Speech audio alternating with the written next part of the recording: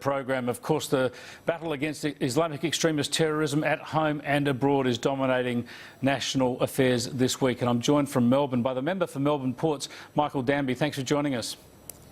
Thanks for having me, Chris. Now, Michael, you're intimately interested in these issues within the Labor Party, have been for many years. You would be very pleased that Bill Shorten and Labor have been able to offer bipartisan support on the overseas deployment and on the domestic security measures so far. How long do you think Labor's bipartisan support will be able to be maintained? Do you think it will come under threat the longer this battle goes on?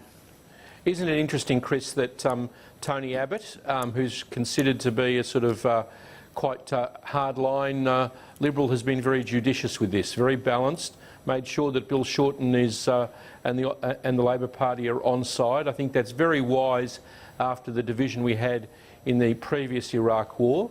We seem to have gone off and got the Iraqi government to sign off on this.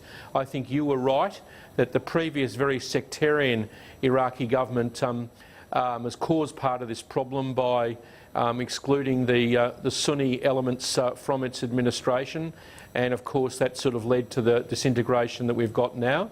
But they've also apparently, thanks to President Obama, got many of the Arab countries on side, and it was must be devastating for the thugs in IS, who I prefer to call Daesh, as they call it in the Arab world, that a woman pilot from the Emirates led the bombing campaign in Syria. Yeah, a fascinating development that, and as you say, it will stick in some people's craw. Just back to the domestic situation, are you saying that you believe Tony Abbott and his Foreign Minister Julie Bishop have done a good job? Yes, I think Bill Shorten and Tanya Plibersek have acknowledged that on this issue, and that's why we're sticking with them, not because we politically love them or anything like that, but because they've been much more careful and much more moderate in their approach to this than, say, the government during the previous Iraq conflict. I understand people like Mr Howard believed that weapons of mass destruction were involved, but it worked out that it wasn't the case. And we all have to learn lessons of history, and one of them is a mass involvement by Western troops in that part of the world is not necessarily something that would work. I agree with you that we've got to be consistent, but here's where training and mentoring come in, because with our friends in the Kurdish community, isn't it wonderful to see those Kurdish men volunteering to go back into the fight after securing their women and children across the border, so that they can push back Daesh, IS out of their villages and recapture their own country. I mean, that's the kind of effort that people here who are providing the ammunition and our blokes in the Air Force would expect of people locally to do that. But you mentioned the history. We can't be doing all their fighting for them. Exactly, but you mentioned the history. Now, Australia supported action with military commitments alongside the United States in action in Iraq in the 1990s, then in 2003, and now here again. How long do you think the military deployment of Australia in the Middle East this time will take?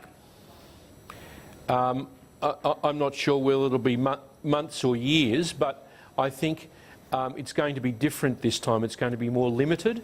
I think already you can see that the air campaign has helped save people being trapped on Mount Sinjar and pushing the IS or Daesh back from Erbil and the Kurdish areas.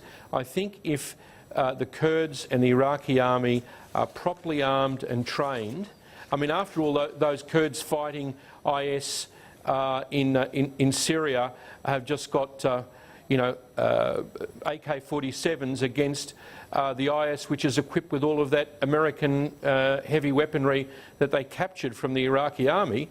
If they're properly armed and trained, I think it'll be a different deployment, and Australia will be able to be like other countries involved in training and mentoring, maybe with a bit of air power added, and it won't be the same level of involvement. And I think that's what is the fact that's concerning the Australian public, and that the government have been careful about this time. And as long as they're careful, I think Australians can rely on the opposition to be as concerned with our national security. After all, the main problem, Chris, is we don't want those people from that area coming back here and being involved, as they have been in Europe, in harming our citizens. That's the whole point of it. It's not done even for altruism to help people in that part of the world. It's done because it has a direct national security interest for Australians. But Michael Danby, there's been a lot of fractious political debate in Australia already. You talk about the bipartisanship from the major parties, but of course the Greens are out on the limb of this. They're saying that the government's talking up the terror threat in order to impose new security rules and justify the military action. Been a lot of support for that sort of argument on the public broadcaster and the ABC. A lot of suggestions that the Muslim community is being targeted, unfairly targeted. Do you worry about our capacity as a nation to deal with these issues factually? Look, I think the great political parties, the Labor Party and the government, have acted absolutely responsibly. I think that Q&A program with Tony Jones was a bit flaky last week, over-representing the views of people who had extreme views on the Middle East. It should have had a counter-terrorism expert like Greg Barton or Peter Khalil or Carl Ungara or one of the well-known people to balance out some of its presentations. I think we can, in the end, debate this quite well. I think the Greens are silly. I mean, there was a woman, human rights activist in Mosul who was executed after being tortured for 5 days yesterday. There are refugees being chased over the border in hundreds of thousands. Normally this is the kind of thing that the Green political party would, as good bleeding hearts, be bleeding their hearts out about. But they seem to be working on the belief that anything that the government or the opposition says must be wrong. Anything that the United States, even from a fairly dovish president like Barack Obama, says must be wrong. If you work on that sort of Pavlov's dogs basis, you can't properly analyse foreign affairs. And this situation is fair dinkum.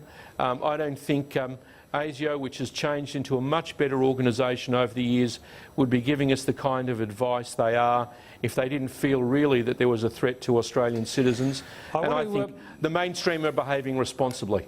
I want to come to another issue that it's related to this. Certainly it's one that extremists always use as an irritant to justify their claims, and that of course is the Palestinian-Israel situation. You are a Jewish MP. You represent an area with a lot of Jewish constituents. Let's put that out there.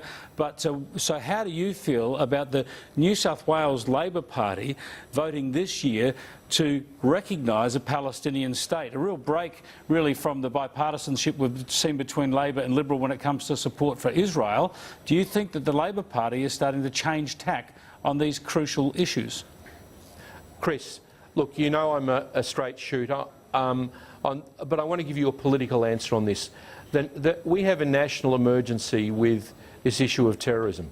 The Labor Party has behaved very well.